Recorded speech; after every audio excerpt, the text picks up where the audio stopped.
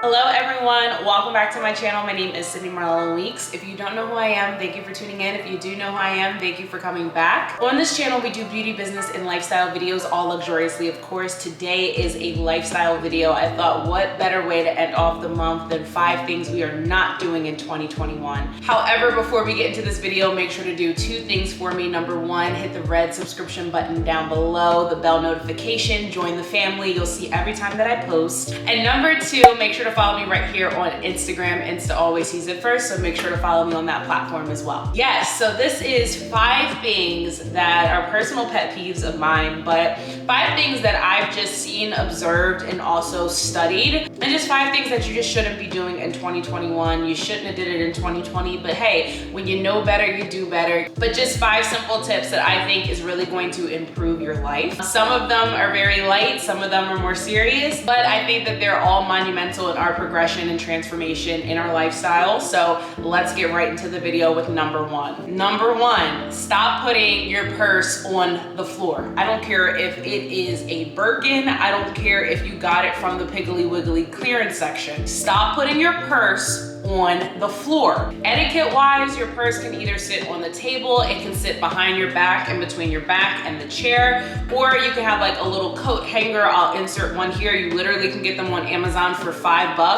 Stop putting your bag on the floor. Like, it is so irritating seeing that. When I see people, and not to be judgy, but to be judgy, when I see people put their bags on their floor, their purses, whether it is, like I said, $5, $500, $5,000, when they put their items on the floor, they just throw it on the floor. That just shows they don't value their items, which means they don't value themselves. I don't care how much money I make in a year, $1 to $1 million, I worked hard for it, and I'm not going to put something that I worked hard for just on the floor to get dirty, dusty, or whatever may have it. And it just doesn't look good. Like, ladies, when you put your bags on the floor, when you just throw it on there, like, I mean, like, literally Louis Vuittons, Birkins, Hermes bags, Chanel's, YSL's, Chloe's, all of those bags on the floor, it looks treacherous. Like, how can you look like $1 million and you're just throwing your items on the floor? Like, I genuinely do not understand that. It's not ladylike, it's not elegant. People of high society will automatically know that, 1, you're not of high society or even obtaining to be. Number 2, you don't value your items. And number 3, you probably don't value yourself.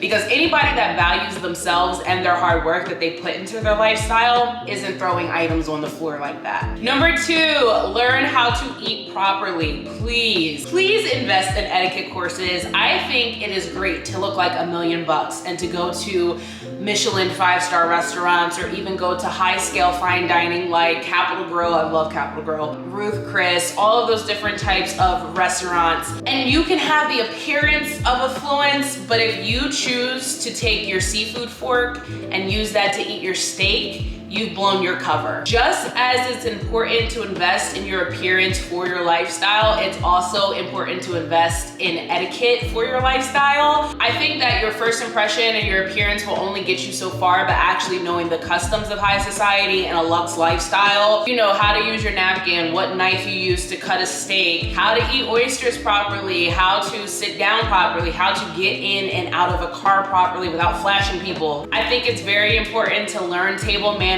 to learn dinner etiquette, to learn conversation etiquette. Yes, it's such a thing. And not only should you look $1 million, but you should act like it as well. Number 3, stop speaking and acting carelessly. That means stop cursing, stop being so hyper aggressive, stop burping, farting in public, using incorrect language in public, like I gotta take a piss, or I really gotta take a dump. Like, no. Learn to use the right words for the right time. I mean, really get the whole vernacular of I have to take a piss out of your words. But seriously, learn what's appropriate conversation. Learn how to shut up. Every time that you're in a ballroom or you're at a gala or you're at an event doesn't mean that you have to be talking 24/7. It's actually very annoying, and you probably won't get re-invited. Learn how to soften yourself. Become more feminine, ladies. Also males, stop being so super aggressive. You can also learn how to listen as well. It's very nice when a gentleman just listens. It doesn't always have to talk, because usually when you're just talking so much, and this is gender fluid,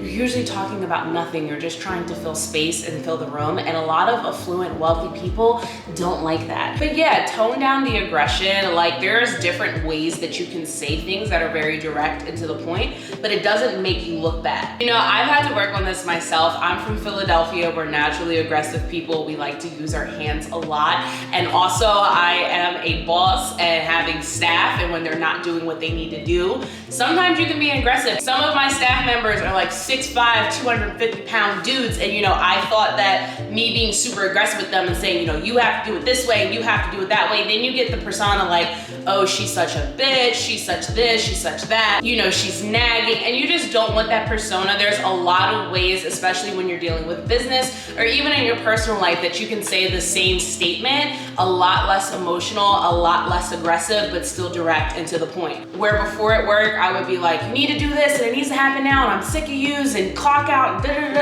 And then it's just a mess. And where that would be super aggressive, super emotional, not feminine, not soft at all, and it just really didn't get to the point because there was a lot of filler in there because of the emotions, where now I'm like, okay, really? Great, no problem, clock out and go home. Soft, feminine, non-aggressive, very, very quiet spoken, but very direct, very clear to the point, and still shows authority, which is important when you're dealing with business. However, I've learned that you don't have to get out of character or out of your own self and your own morals and your own goals that you're trying to do for your transformation to get the point across. Number 4 is confidence. Fake it till you make it, girl. Fake it till you make it. Even when I don't have my most confident days, and it's funny because people think like I'm confident all the time. There's days, like every person has those days where it's just like, I don't know what's going on, but this ain't it. I still look at myself and I talk to myself in the mirror, and every morning I speak life into myself and I say, listen, even though we're 5 pounds heavier this week, we're gonna be the biggest, baddest joint in this piece. You know, even though we're still learning as we go, I still tell myself we're the best to ever do it because God allowed it. Therefore, we're gonna do the best that we can, and we're gonna learn from it and grow for it and be even better tomorrow. Confidence, you have to exude that. When you exude being small and you make yourself small around people or in business, they'll treat you small. I'm not saying to be cocky, I'm not saying to be arrogant, but I'm saying have confidence. It is so important to have confidence wherever you go, whether it's personal life, whether it's business, whether it's an event. Have confidence when you walk into that room, and you will attract confidence. If you're always in the corner, you're always acting small, you're always acting timid. And I'm not saying it's like wrong to be an introvert or anything like that. I am naturally an introvert, trust and believe. But when you are trying to put yourself in certain places, situations, settings, and business in your future, you're going to have to put yourself out there. You will not grow if you like to stay stagnant or stuck. You have to put yourself out there, and the only way to do that is to have confidence, even if you have to fake it. Another thing on the confidence tangent is to stop selling yourself short. I find that so many of us like to settle. We think that, oh, this is the best that we're going to get, or whether it's a relationship or a business deal, or we just settle on the first offer. Absolutely not. Stop doing that. I've had to work on this myself. I will tell a little bit about my personal side. That's not something that I very share on social media ever,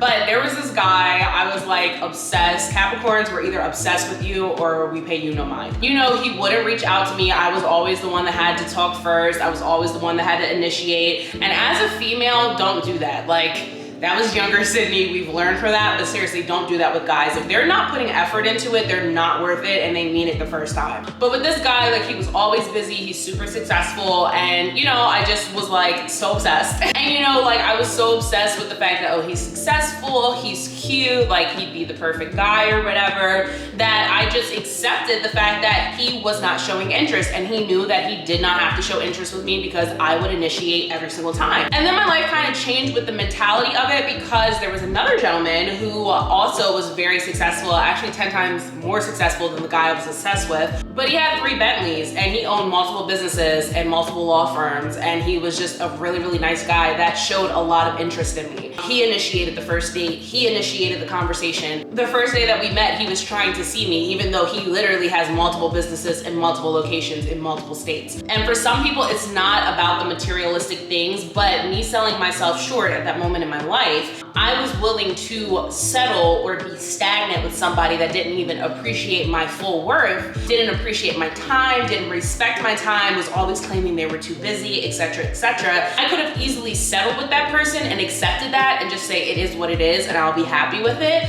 But I chose to do something better and not only work on myself, but me choosing to not settle and to want better for myself. Another person came along that had 3 Bentleys and mansions and Mercedes G-Wagons and law firms and Amazon warehouses and all different types of businesses that this man was literally 10 times more busy and 10 times more successful, but was still interested, showed his interest in me, and decided to make an effort in our relationship, which just shows that if you settle, it's your own fault. I'm finding that as I grow and progress in life, I'm 25 years old, that I'm just not settling. I'm not selling myself short. I'm not going to be desperate. And I'm not making excuses for people that are not making excuses for themselves. If they say that they're busy, let them be busy. If they say that they can't meet up, don't meet up with them, meet up with somebody else. Like, you have to stop selling yourself short with people and also with business deals. If people are trying to cut you short on business, you have bills to pay too. You need to be able to know your worth of yourself and your business and whatever else you're trying to do,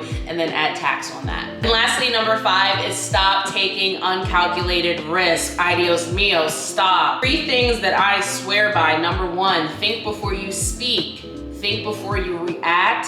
Think before you post. 3 important keys I've learned in my 25 years of life. And then the other questions that I ask myself, and then there's 2 sets of questions that I ask myself. The first set of questions is business-wise. So if I post this, if companies see this, will this hurt my personal brand? Will this hurt my business? And then the second question I ask, if companies see this post, will they still want to work with me?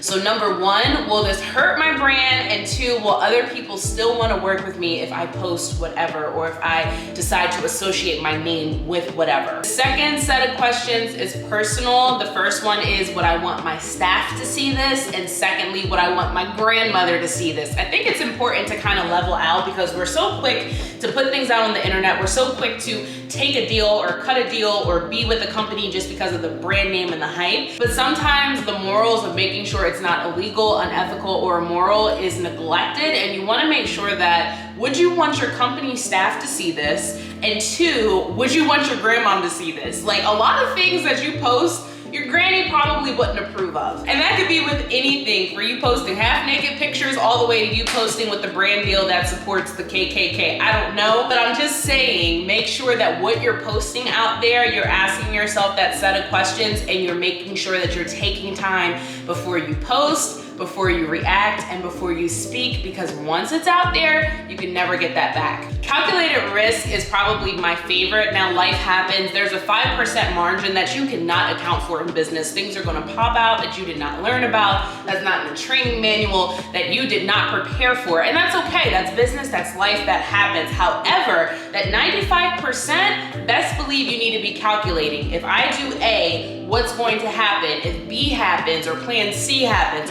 what happens from that? What stems from that? What's going to happen in 5 years? Does it change my 10-year plan? Those are the types of, whether it's personal relationships or business mindset relationships, those are the type of ideas and thoughts that you have to train your brain to have when you're working with the lifestyle you're trying to create. So make sure, if you're going to take a risk, try to have it as calculated as possible. So that is it for this video. I hope that you enjoyed it. If you did, make sure to give it a big thumbs up. Our channel is growing. I'm so excited for all of our new subbies. Make sure to join the family, subscribe down below, hit that red button, and also the bell notification so you can see every time that I post. Comment down below what you would like to see for February's month. I've been planning all of February's content, so if you would like to see something specific, let me know down below. That is it for this video. I'll see you in my next one. I love you all so much. Bye.